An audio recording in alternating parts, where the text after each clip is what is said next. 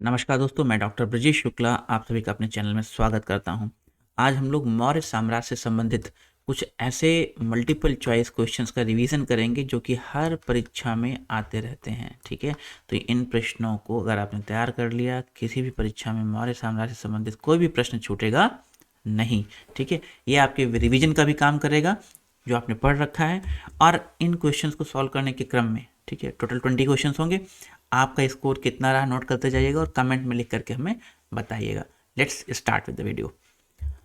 पहला जो प्रश्न है वो ये है कि बिंदुसार की मृत्यु के समय, ठीक है, अशोक किस प्रांत का गवर्नर था, उपराज्यपाल था अपने पिता की मृत्यु के समय। तो अशोक जो है बिंदुसार की मृत्यु के समय उज्जैन का गवर्नर था, अवंती राज्य की जो कि राजधानी थी। इस तरह के क्वेश्चंस के साथ साथ कुछ उससे एडिशनल इन्फॉर्मेशन भी हम लोग शेयर करते चलेंगे ताकि आप एक कॉम्प्रिहेंसिव कंप्लीट वे में तैयारी कर सकें। सेकंड क्वेश्चन है, बिंदुसार के शासन के दौरान कहाँ पर अशांति थी। देखिए ये भी लगभग पिछले क्वेश्चन से ही संबंधित है कि अशोक जो था उज्जैन का राज्यपाल था, लेकिन उसके समय कहा हुआ तक्षशिला में विद्रोह हो गया और उस विद्रोह को दबाने के लिए अशोक को भेजा गया था। तो इस प्रश्न का उत्तर होगा तक्षशिला, जहाँ पे अशांति थी। क्वेश्चन 3, मौर्य काल में सीता से क्या तात्पर्य है। बहुत अच्छा प्रश्न है, सीता कई परीक्षाओं में आ चुका है। सीता देखिए मौर्य काल में राजकीय भूमि को कहा जाता था। ठीक है, तो जो यहाँ पे जो ऊसर भूमि, एक देवी, राजकीय भूमि से प्राप्त आय और एक धार्मिक संप्रदाय, इसमें सही आंसर क्या होगा, राजकीय भूमि से प्राप्त आय। ठीक है, ये कहलाता था सीता। ये ऐसी भूमि होती थी जहाँ पे सम्राट स्वयं कैदियों और गुलामों के माध्यम से अपना शासन करवाता था। वीडियो अगर आपको अच्छा लग रहा हो डेफिनेटली इसको सब्सक्राइब कीजिएगा हमारे चैनल को और आगे भी शेयर कीजिएगा। क्वेश्चन नंबर 4 पे आते हैं, मौर्य वंश के शासन के दौरान लक्षणाध्यक्ष, ठीक है, कौन था। तो देखिए ये जो आपकी कौटिल्य के अर्थशास्त्र है उसमें अध्यक्षों के बारे में दिया गया है, अधिकारियों के बारे में। तो लक्षणाध्यक्ष उनमें से एक अधिकारी होते थे। किस चीज़ के अधिकारी थे, दुर्गों के रक्षक थे, नगर प्रशासक थे, टकसाल के अधिकारी थे या प्रांतीय प्रशासक थे। तो जो ये लक्षणाध्यक्ष है ये है टकसाल के अधिकारी, यानी कि मुद्राएं जहाँ पर से कि सिक्के जारी होते थे, टकसाल, वहाँ का जो अधिकारी था वो लक्षणाध्यक्ष कहलाता था। क्वेश्चन नंबर 5, निम्नलिखित किस शहर में अशोक के शिलालेख नहीं मिले हैं। ध्यान दीजिएगा, प्रश्न जो है इस तरह के परीक्षाओं में आते हैं जहाँ पे नहीं आ जाता है तो मतलब बदल जाता है। गिरनार अभिलेख अशोक का है, मिला है। ठीक है, कांधार अभिलेख भी अशोक का है जो कि द्विभाषीय है, ग्रीक और अरेमाइक भाषा में।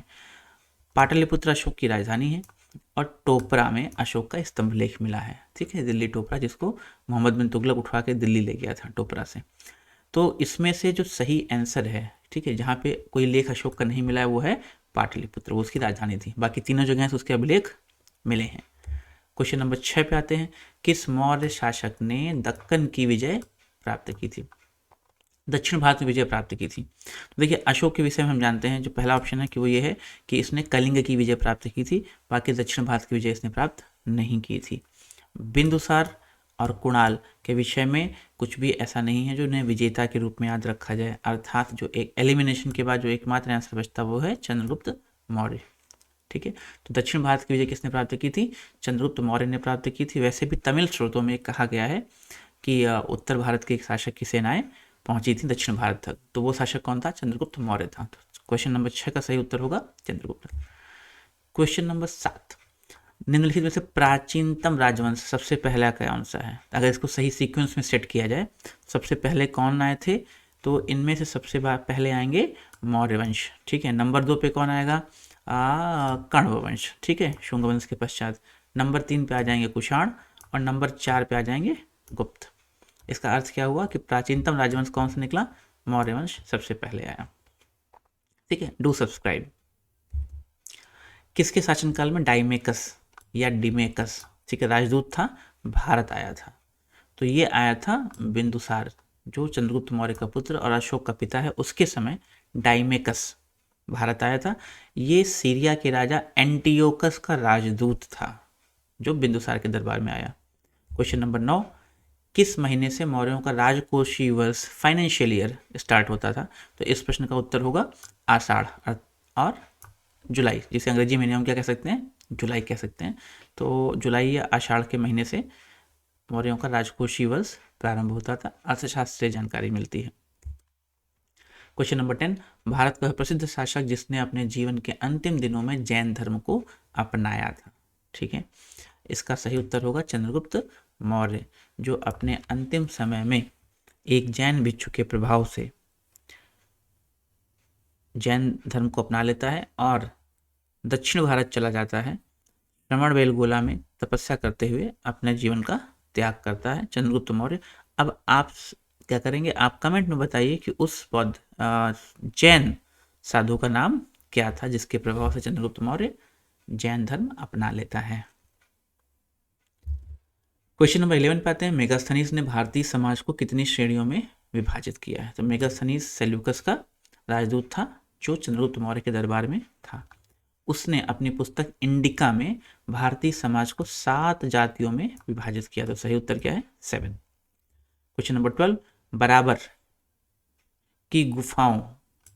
की गुफाओं का उपयोग किसने आश्रय के रूप में किया था। ठीक है, तो इसका सही उत्तर होगा आजीवकों ने। ये भी जैन धर्म और बौद्ध धर्म का समकालीन एक धार्मिक आंदोलन था जिसकी स्थापना की थी मक्खलीपुत्र गोशाल ने। यद्यपि समय के साथ साथ उनका अस्तित्व नहीं बचा है, लेकिन अशोक ने उनके लिए भी बराबर की गुफाओं का निर्माण करवाया था और उन्हें दान में दिया था। तो इसका सही उत्तर होगा आजीवक। क्वेश्चन नंबर 13 क्या है, अशोक के अभिलेख किन लिपियों में लिखे मिलते हैं। तो अशोक के अभिलेख सारे ऑप्शंस नहीं पढ़ूंगा, ये इसका सही उत्तर होगा खरोष्ठी में मिलते हैं, ब्राह्मी में मिलते हैं, ग्रीक में मिलते हैं और आर्यमाइक में मिलते हैं। ज़्यादातर जो भारतीय भूभाग में मिले हैं वर्तमान भारत में वो ब्राह्मी में है।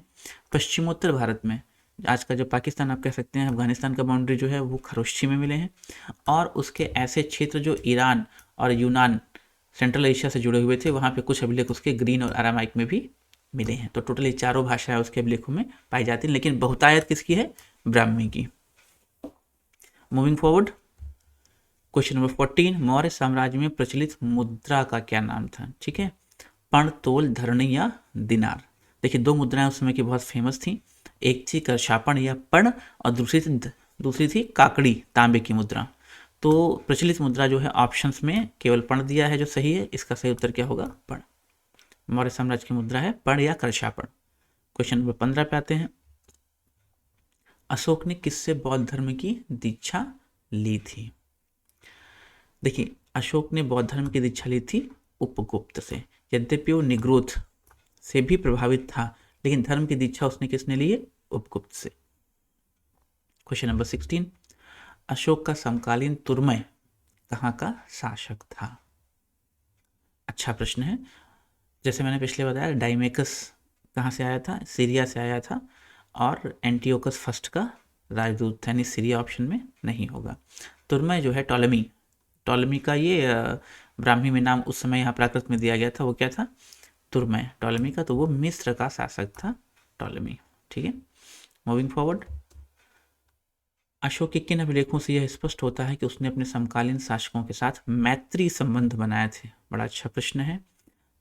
अशोक का जो 13वां शिलालेख है, ठीक है, उस 13वें शिलालेख में उसने ये बताया है कि मेरी सीमा पे 5 यवन राज्य हैं जहाँ पर मैंने अपने राजदूतों को भेजा है भगवान शाक्य मुनि के धर्म के प्रचार और प्रसार के लिए। तो ये कौन से हैं, 13वां शिलालेख इसका सही आंसर होगा, जहाँ पे उसने अपने 5 यवन विदेशी शासकों का नाम दिया है। क्वेश्चन नंबर 18 पे आते हैं, कौटिल्य के अर्थशास्त्र में कर संग्रहकर्ता कौन था। जैसे पिछला प्रश्न एक था लक्षणाध्यक्ष, उसी प्रकार ऑप्शन आ गया है कर संग्रहकर्ता का प्रश्न आया है। कर टैक्स कौन कलेक्ट करता था, समाहर्ता, संग्रहकर्ता, ग्रहणकर्ता या सन्निधाता। देखिए संग्रहकर्ता और ग्रहणकर्ता नाम के वहाँ पे ऐसे कोई भी 2 अधिकारी का नाम नहीं मिलता है, समाहर्ता का मिलता है और सन्निधाता का मिलता है। तो जो कर संग्रह करता था वो समाहर्ता करता था, ठीक है, कलेक्शन का काम। और सन्निधाता क्या है, ट्रेजरर है, ये राजकोष का स्वामी है, राजकोष को संभालता है, ठीक है, कोषाध्यक्ष कह सकते हैं आप इसको। तो इसका सही उत्तर होगा समाहर्ता, संग्रहकर्ता जो है। क्वेश्चन नंबर 19 पे आते हैं, अशोक के शिलालेखों को पढ़ने का श्रेय सर्वप्रथम किससे प्राप्त है। तो अशोक के शिलालेख जो थे उन्हें कब पढ़ा गया, उन्हें पढ़ा गया है 1837 में, ठीक है, 1837 में अशोक के शिलालेखों को पढ़ा गया। और किसने पढ़ा है जेम्स प्रिंसेप ने, राइट। तो 1837 में जेम्स प्रिंसेप ने सबसे पहले अशोक के अभिलेखों को पढ़ाया। मूविंग फॉरवर्ड, तो इसका सही आंसर क्या होगा? James Prinsep. Question number 20, Kautilya के अर्थशास्त्र के अनुसार दीवानी न्यायालय को कहा जाता था? सिविल मैटर्स है ना, सिविल जुडिशरी का नाम क्या था? प्रतिष्ठा, धर्मस्थलीय, कंटक शोधन या दंडाधिकारी। देखिए ये दोनों ही न्यायालय के प्रकार हैं। धर्मस्थलीय जो था ये था सिविल मैटर्स देखता था, दीवानी न्यायालय नहीं। इसका सही उत्तर होगा धर्मस्थलीय। कंटक शोधन क्या था? ये फौजदारी मामले, क्रिमिनल केसेस देखता था। ठीक है, तो ये हो गया आपके 20 क्वेश्चंस। आपने कितने क्वेश्चन सही किए हैं हमें बताइए कमेंट बॉक्स में लिख करके। थैंक यू वेरी मच, और इस चैनल को डेफिनेटली सब्सक्राइब कीजिए, ऐसे ही अच्छे प्रश्न आपको लगातार मिलते रहेंगे। That's all, thank you.